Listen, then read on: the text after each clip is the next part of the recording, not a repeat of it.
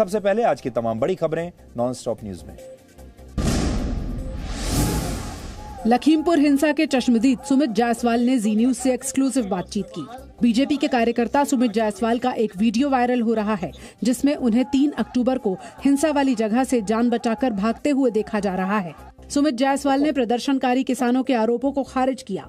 उन्होंने ही गाड़ी पे सीधे जो है सबसे पहले उन्होंने पत्थर और डंडे से प्रहार किया है और तलवारों तक से उस पे गाड़ी पे मारा है। उसमें ड्राइवर को चोटें आई है, ड्राइवर की आंख में या सिर में लगा है बहुत, और ये लगातार गाड़ी पे चढ़ने का प्रयास करते हैं। बहुत डराने वाला माहौल था।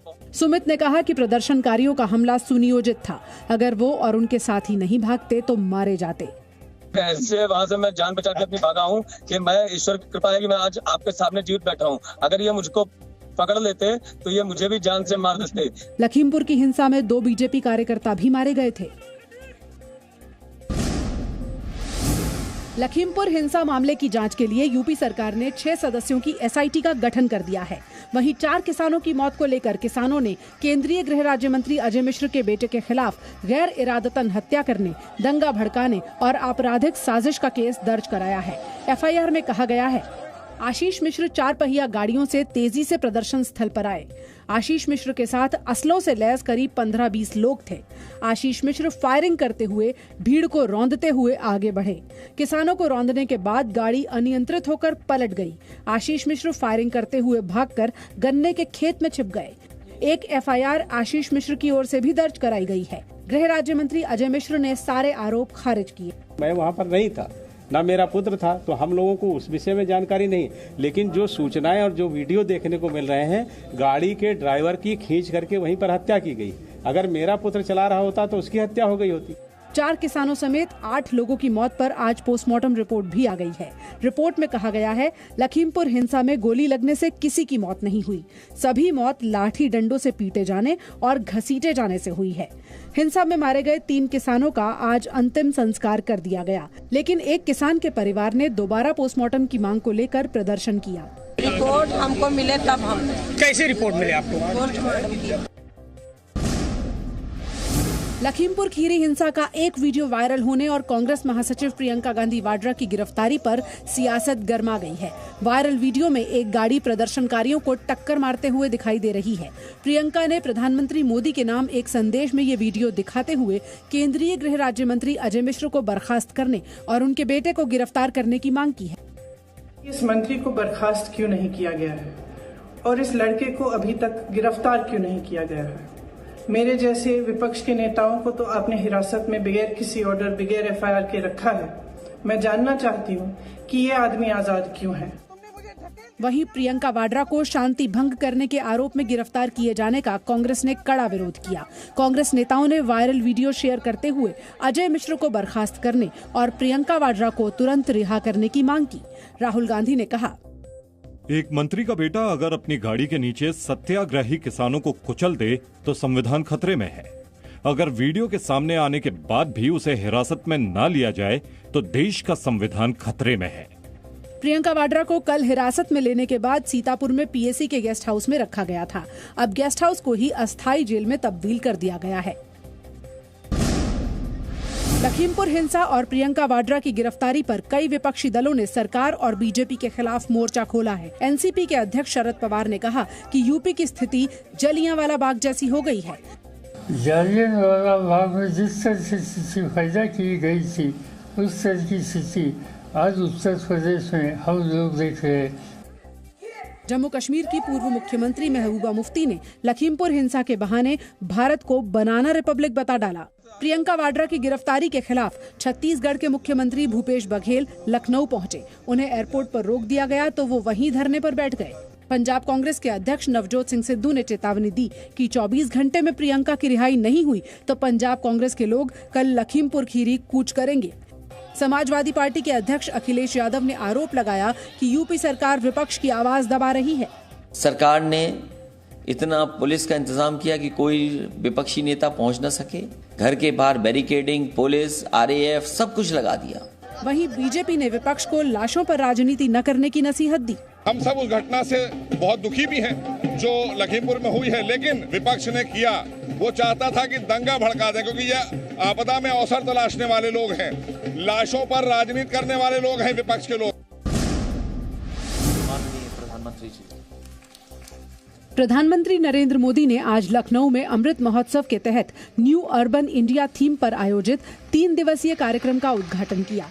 अपने संबोधन में प्रधानमंत्री ने केंद्र और राज्य सरकार की उपलब्धियां गिनाई। भारत आज पीएम आवास योजना के तहत जितने पक्के घर बना रहा है, वो दुनिया के अनेक देशों की कुल आबादी से भी अधिक है। प्रधानमंत्री ने अपने कार्यक्रम के दौरान 10 स्मार्ट सिटी की 75 सफल परियोजनाओं की कॉफी टेबल बुक का विमोचन किया। प्रधानमंत्री आवास योजना के 75,000 लाभार्थियों को डिजिटल माध्यम से चाबियां दी गयी। स्मार्ट सिटी के अंतर्गत 1,537 करोड़ की 15 परियोजनाओं का लोकार्पण किया। 1,256 करोड़ की 30 परियोजनाओं का शिलान्यास किया। अमृत पेयजल योजना के तहत 502 करोड़ की 17 पेयजल परियोजनाओं का लोकार्पण किया। 1,471 करोड़ रुपए से ज्यादा की 13 परियोजनाओं का शिलान्यास किया और 75 ई बसों को हरी झंडी दिखाई। प्रधानमंत्री ने प्रधानमंत्री आवास योजना के तहत घर पाने वाले 9 लाख परिवारों से अपने घरों में 2-2 दिए जलाने की अपील भी की। अयोध्या में भी 7.5 लाख दिए जलाए जाएंगे।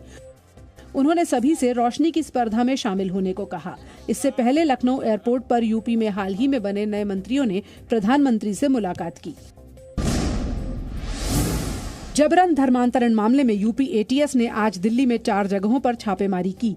यूपी एटीएस ने दिल्ली पुलिस के सहयोग से इस मामले में गिरफ्तार आरोपी मौलाना कलीम सिद्दीकी के 4 ठिकानों पर रेड की। छापेमारी की इस कार्रवाई में एटीएस के कमांडो भी शामिल थे। एटीएस की टीम सुबह 10:30 बजे के करीब शाहीन बाग में मौलाना कलीम के घर और इसी मामले में दूसरे आरोपी अब्दुल रहमान के जामिया नगर स्थित घर, दिल्ली में ग्लोबल पीस सेंटर के कार्यालय और शाहीन बाग में वर्ल्ड पीस ऑर्गेनाइजेशन के दफ्तर पर पहुंची और छापेमारी की। कोर्ट के आदेश पर की गई छापेमारी की इस कार्रवाई में यूपी एटीएस को इन ठिकानों में कई डेस्कटॉप्स, लैपटॉप और महत्वपूर्ण दस्तावेज मिले। यूपी एटीएस के सूत्रों के मुताबिक बरामद दस्तावेज में उन्हें कुछ नामों की जानकारी भी मिली है, जिसका खुलासा जल्द हो सकता है। बीजेपी ने गुजरात के गांधीनगर में नगर निगम चुनाव में बड़ी जीत दर्ज की है। बीजेपी ने निगम की 90% सीटों पर कब्जा जमाया। बीजेपी ने 44 में से 41 सीटों पर जीत हासिल की। वहीं कांग्रेस को 2 और आम आदमी पार्टी को 1 ही सीट मिली। गांधीनगर नगर निगम में बीजेपी को 10 साल बाद बहुमत मिला है। गुजरात में भूपेंद्र पटेल के मुख्यमंत्री बनाए जाने के बाद ये पहला चुनाव था। बीजेपी की इस ऐतिहासिक जीत पर पीएम नरेंद्र मोदी ने ट्वीट कर कहा, गुजरात और गांधीनगर नगर निगम में स्थानीय निकाय चुनावों के नतीजे गुजरात और भाजपा के लोगों के बीच गहरे जुड़ाव की पुष्टि करते हैं। हमें बार बार आशीर्वाद देने के लिए लोगों का आभार, सभी को प्रणाम। साथ ही जमीनी स्तर पर कड़ी मेहनत करने के लिए बीजेपी गुजरात के कार्यकर्ताओं को शुभकामनाएं। भारतीय वायुसेना के नए चीफ वीआर चौधरी ने कहा है कि S-400 air defence missile system इसी साल एयरफोर्स में शामिल हो जाएगा। वायुसेना प्रमुख ने यह भी कहा कि यूटिलिटी हेलीकॉप्टर चेतक और चीता की जगह 6 लाइट यूटिलिटी हेलीकॉप्टर लेने की प्रक्रिया चल रही है और लड़ाकू विमानों की कमी पूरी करने की कोशिश की जा रही है। वायुसेना प्रमुख का कहना है कि अपने इंफ्रास्ट्रक्चर डेवलपमेंट की वजह से चीन फॉरवर्ड एरिया में तेजी से तैनाती कर सकता है, लेकिन इससे भारतीय वायुसेना के एयर ऑपरेशंस में कोई फर्क नहीं पड़ेगा। उत्तर प्रदेश में आज योगी कैबिनेट की बैठक हुई। इस बैठक में कई बड़े फैसले लिए गए। यूपी कैबिनेट ने युवाओं को टैबलेट वितरण प्रस्ताव को मंजूरी दी। यूपी में 66,70,327 युवाओं को टैबलेट दिए जाएंगे। स्नातक, डिप्लोमा, कौशल विकास के लाभार्थी युवाओं को टैबलेट दिए जाएंगे। पैरामेडिकल, नर्सिंग और अन्य शिक्षण संस्थाओं के लाभार्थी युवाओं को भी टैबलेट्स मिलेंगे। योगी सरकार इस योजना पर 3,000 करोड़ रुपए खर्च करेगी। उधर समाजवादी पार्टी के अध्यक्ष अखिलेश यादव 12 अक्टूबर से समाजवादी विजय यात्रा पर निकलेंगे। यूपी के सभी 75 जिलों में समाजवादी पार्टी का रथ जाएगा। Presenting B News app available on Google Play and App Store. Download it now.